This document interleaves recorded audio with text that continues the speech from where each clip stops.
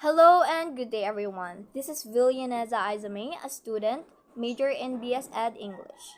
So, in this video, we will tackle about the distinct features of Chinese English. So, English was spread all over the world due to colonization, conquest, empire, and even trade, etc. So, we already know that English language is no longer an individual language because we have a different varieties of language right now of English, right? So before we proceed to the distinct features of Chinese English, let us have a brief history of this Chinese English. So at the beginning, China English uses British and American as its standard, and many countries announced the independence of their Englishes and treat them as an equal. It is according to Li and Yang 2001.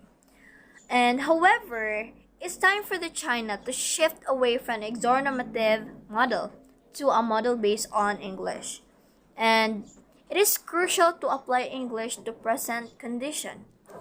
Chinese has used different standards and models, and they are now with high expectation. And China has used different models and standards, and they are now with high expectations, willing to see the shift of exornormative model English used by a minority of elite to a vernacular mode.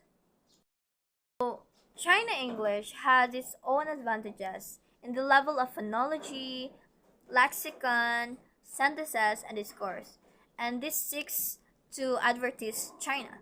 And this is a good reason to survive and use it at home or even abroad. So, from the early 19th centuries, China has been using the English for almost 2 centuries, so they really value the English language. So, because according to Li Xiaohua and Yang Shulong, that the reason for any language to exist is it is functional value. So finally, we will tackle about the four distinctive features of Chinese English. First is the level of phonology. So, most of the Chinese English learners say that they want to acquire the ability to speak standard English as the native speakers do, but there does not exist a single standard in spoken English. So, as Peter Roach put it, the idea of a standard received pronunciation is a convenient fiction, not a scientific fact. However, um, each variety has its own peculiarities in pronunciation. So as long as they do not bear such differences in speech, they are acceptable and reasonable at least one level of phonology, which is the case of China English. So the different English varieties have their own supersegmental features, and their principal features lie in syllables, stress tone, and intonation, which will naturally express the speaker's national identity. So we can identify the Chinese English through the national identity or even some other variations. So, example, film. Only by hearing Chinese audience can find out whether it is an original Chinese film or a film dub. So, especially when the audience are Chinese audience, so they can easily identify if the dubbers are Chinese or not, or it is an original or not, because they know their intonations, they know their phonology. Next is the phonological level reflects the foreign nation's style and identity. So, native speakers can easily discern if it is from China film because of their way of speaking. Next is the distinctive features at the level of vocabulary. So, where there is the language contact, there are surely word borrowings. According to Hu Zhaoyun, nearly all human speeches have to some extent borrowed words from other speeches owing to language contact. I agree with this because the English 80% vocabulary came from a wide range sources. So even us, we have borrowed words in English, right? We have borrowed words in Spanish. So no languages are sufficient unto themselves. Therefore, linguistics borrowing must be considered an inevitable necessity. So borrowed words are really have an important roles in our lives. So just like the Chinese English borrowed words, because English has borrowed a large amount of words from China. For example, sino and silk. Till now, there are 65 words derived from silk, such as silky, silked, silkiness, silken, etc.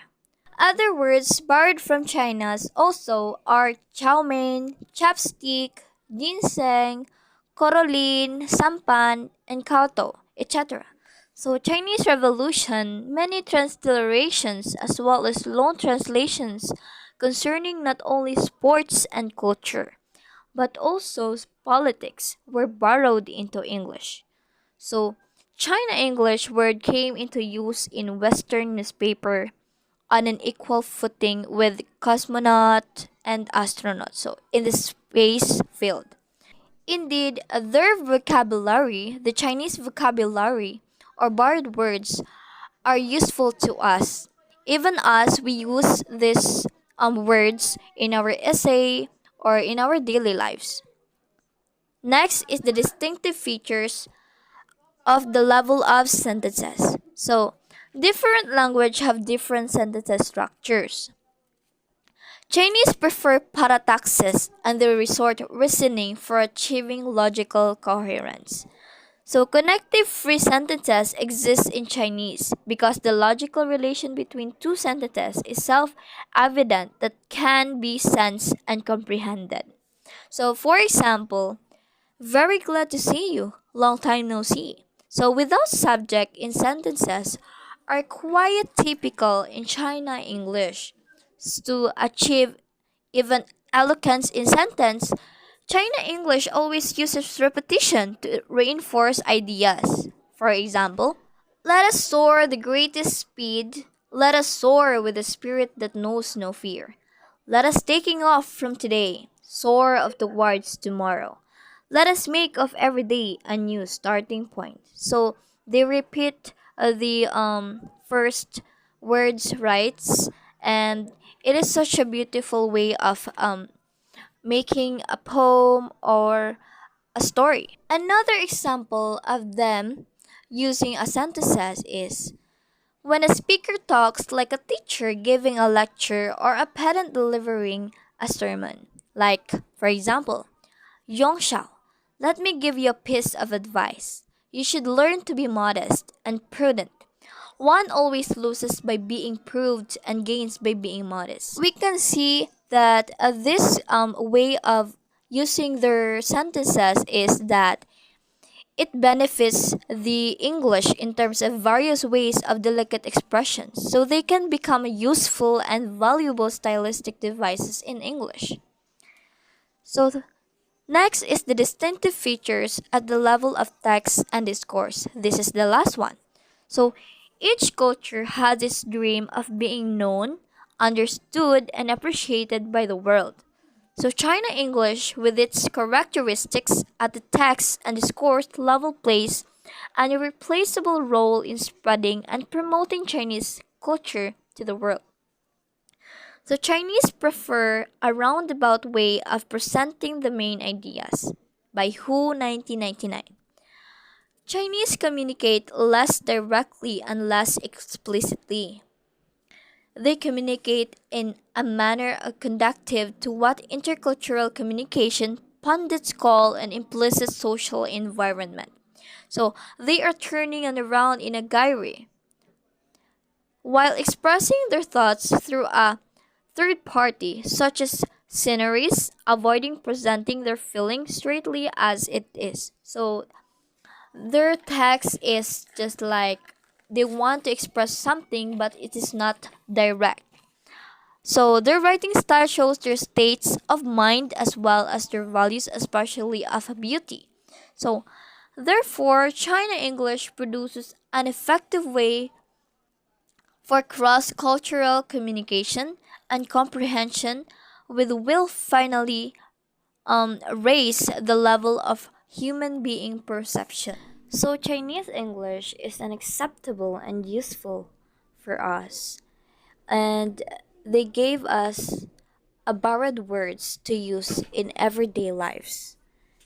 And this is all for now. Thank you for listening. I hope you will learn something.